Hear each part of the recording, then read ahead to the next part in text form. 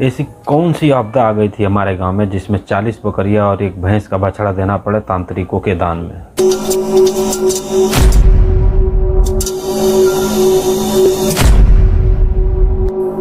बात है 2008 की शुरुआती अप्रैल में।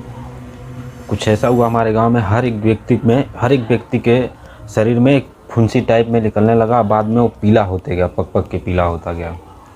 तो वो हमारे गांव में एक नाम दिया जाता है माता जी, जिसको हम बोलते हैं माता जी आई हैं।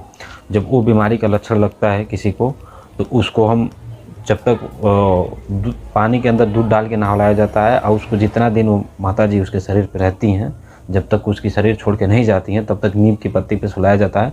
और खाना जितना दिन जब तक वो रहेंगी, जब तक खाना बिना तेल का बनता है। तो शुरुआती अप्रैल से जब शुरू हुआ तो माली को बुलाया जाता था माता जी को मनाने के लिए। तो ऐसे हर एक व्यक्ति के घर में हो गया, कम से कम 50-60 घर हैं हमारे गांव में। तो उसके बाद हर एक व्यक्ति के घर में से एक बकरी का बच्चा मेनमा दिया जाता था। तो सभी लोग, गांव वाले सभी परेशान हो गए थे, सभी परेशान थे। तो उसके बाद गांव के जो तांत्रिक हैं, उन्होंने 3 तांत्रिक हैं, उन्होंने डिसाइड किया।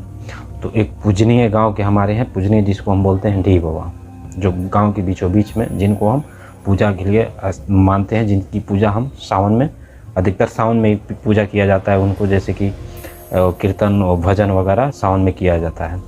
तो वहाँ पे गया तो वहाँ से सॉल्यूशन मिला कि गांव के बाहर एक काली माता की स्थान है, वहाँ पे तुम लोग जाओ, वहाँ पे तुमको कुछ इसके रास्ते मिल सकते हैं। तो सभी गांव वाले ने वहाँ पाया। वहाँ पाने के बाद पता चला कि इस बीमारी को दूर करने के लिए, इसको इस गाँव से विदा करने के लिए एक भैंस का बछड़ा चाहिए और ढेर सारा पूजा के सामग्री चाहिए। तो पूरी गांव में चंदा लगा, चंदा से सामान खरीद के आया, एक बछड़ा खरीद के आया, और दूसरी गांव के बहुत बाहर जाके वो पूजा दिया गया।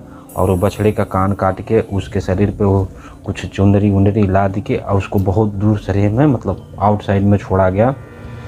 उसके 5 से 6 दिन बाद पूरी गाँव को राहत मिली। अगर जिस भाई को इस बात पर यकीन नहीं हो, उत्तर प्रदेश की एक ज़िला है कुशीनगर में एक गांव है कटाई भरपूर, जिस गांव का नाम है बाजार टोला। आप कभी भी जाके उस गांव में इस बात को पता कर सकते हो।